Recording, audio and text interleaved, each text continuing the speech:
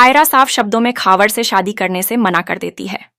टूटे हुए दिल के साथ वह इरफान साहब के सामने फूट फूट कर रो पड़ती है और कहती है कि यह रिश्ता उसे खुशी नहीं दे सकता। लेकिन इरफान साहब का रवैया अचानक बेहद सख्त हो जाता है। वह भावनात्मक दबाव बनाते हुए कहते हैं कि अगर उसने इस शादी से इनकार किया तो वह और उसकी माँ अपनी जान दे देंगे। यह सुनकर आयरा पूरी तरह बिखर जाती है। माँ बाप की हालत देखकर वह अंदर से टूट जाती है और मजबूरी में चुपचाप सिर झुका लेती है। उसी रात कांपते हाथों से आयरा कामयार को फोन करती है। रोते हुए वह उसे बताती है कि उसकी शादी जबरदस्ती खावर से तय कर दी गई है और वह कुछ भी करने में असहाय है। यह सुनते ही कामयार बेचैन हो उठता है। वह तय कर लेता है कि अब खामोश रहना गुनाह होगा। अगले दिन कामयार एक मौलवी साहब को साथ लेकर आयरा के घर पहुंच जाता है। दरवाज़ा खुलते ही इरफान साहब का गुस्सा भड़क उठता है। वह कामयार पर इल्ज़ाम लगाते हैं कि उसी की वजह से उनकी बेटी की जिंदगी उलझ गई है। कामयार पूरे हौसले के साथ कहता है कि वह आयरा से निकाह करने आया है क्योंकि दोनों एक दूसरे से सच्ची मोहब्बत करते हैं।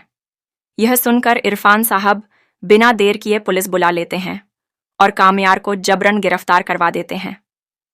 कुछ ही देर में कामयार जेल पहुंचा दिया जाता है। जेल में इश्तियाक उससे मिलने आता है और एक बड़ा खुलासा करता है। वह बताता है कि खावर जैसा दिखता है वैसा इंसान नहीं है। उसने उसे कई लड़कियों के साथ रंगे हाथों देखा है। कामयार यह सुनकर हैरान रह जाता है और इश्तियाक से कहता है कि वह इन बातों का सबूत इकट्ठा करे। कुछ ही समय में कामयार के पास पुख्ता जानकारी आ जाती है कि खावर के कई अफेयर हैं और वह आयरा से सिर्फ अपने फायदे के लिए शादी करना चाहता है। इधर शादी का दिन आ जाता है।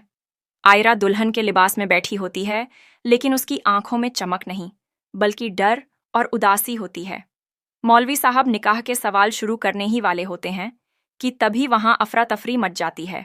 इरफान साहब देखते हैं कि कामयार वहां पहुंच चुका है। गुस्से में वह उसका कॉलर पकड़ लेते हैं।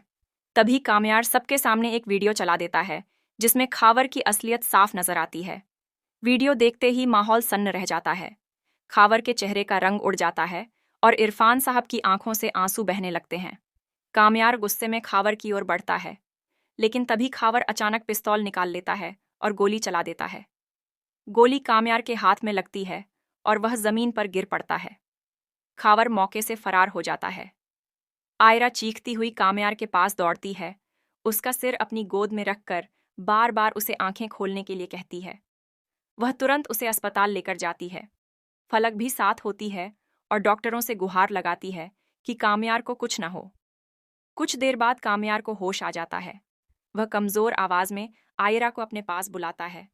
उसका हाथ थामकर कहता है कि उसकी मोहब्बत ने उसकी जान बचा ली। आयरा आंसुओं के साथ उसका हाथ थामे रहती है। तभी इरफान साहब वहां आते हैं। उनकी आंखों में पछतावे की नमी होती है। वह कामयार से माफी मांगते हैं और कहते हैं कि अगर आज उसने खावर की सच्चाई सामने न लाई होती तो वे जिंदगी भर पछताते रहते। वह ऐलान करते हैं कि अब आयरा की शादी सिर्फ कामयार से ही होगी।